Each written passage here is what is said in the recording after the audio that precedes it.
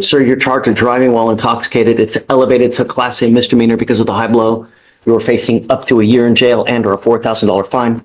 We're going to do probable cause. You have the right to remain silent. Anything you say can and will be used against you. You have the right to have an attorney present. If you cannot afford one, one will be appointed to you, sir. Okay. On March 15th at approximately 11:22 p.m., the officers were dispatched to a 911 call regarding a three-way motor vehicle crash at the intersection of Spencer Highway and 11th Street in Harris County, Texas. The defendant's motor vehicle was identified by his Texas license plate. The officer made contact with the defendant and observed slurred speech, red glassy eyes, a strong odor of alcoholic beverage, and poor balance. During the investigation, it was apparent that the defendant's motor vehicle failed to yield the right of way for left turn, causing the defendant's vehicle to strike Unit 2, causing Unit 2 to strike Unit 3. All parties involved advised at the time of the collision the defendant was operating his motor vehicle. The defendant advised that he consumed 3 tall boy Michelob Ultras at a residence prior to operating the motor vehicle. One open container was found cold to the touch and was located on the right outside of the defendant's motor vehicle's driver's side door, and that the defendant was advised that was his 4th beer.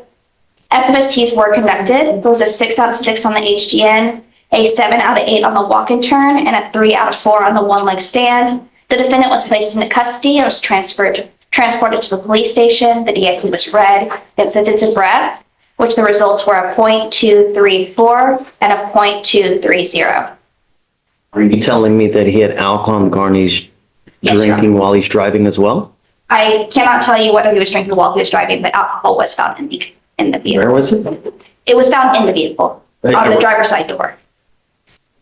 Mr. Payne, I'm going to find that there's sufficient probable cause to go forward with the case. I'm ordering you now not to drive any vehicle whatsoever for any reason. You will be signing an affidavit with me today promising me you're not going to drive. I don't care what's going on in your life. If I find that you drive, I can have a contempt hearing.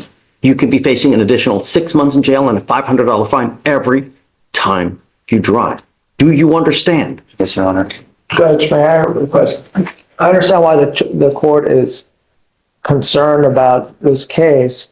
Can we just limit it so he can just drive for the certain hours of the day so he can support himself to do the necessary things in his home with the interlock device and or scram device as well? I mean, it's hard, as you know, in Houston, Texas, it's hard for someone to be able to live where we have without any public transportation or anything to get around. If we can just limit his driving just to the specific hours that the court allows. How old are you, sir? 21. He's 21. He has beer in the car and he's a .26. 2.3, I thought, but I mean, I'm not to quibble, but yes. No, you are not Because the to bond conditions drive. just seem a bit egregious considering it's first off. I understand, Herman, and I would recognize, or I would understand that it's elementary that you're not to have alcohol in the car while you're driving. And there's a 3-car collision. He's a .23 with alcohol in the car. No, I don't want you driving. And I'm telling you now, if I find that you do, there's going to be HE double hockey sticks to pay. Do you understand? Sure. You're also not to consume alcohol, illegal drugs, unprescribed controlled medication. I'm going to randomly test you. If I find that you're consuming alcohol or illegal drugs, likewise, you will be spending quite some time with me.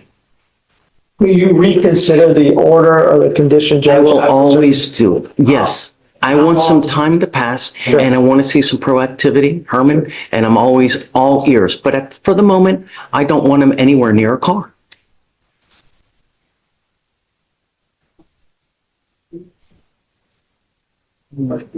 Is his appearance waived as long as he's maintaining his conditions, Judge? Because you have a lawyer, I will waive your appearance so you don't have to waste your time coming to court. But Mr. Payne, I want you to understand that I'm going to do everything in my power to protect my city at all costs. If that means putting you in custody, I don't care. If you have Jesus here arguing on your behalf, I will protect my city at all costs.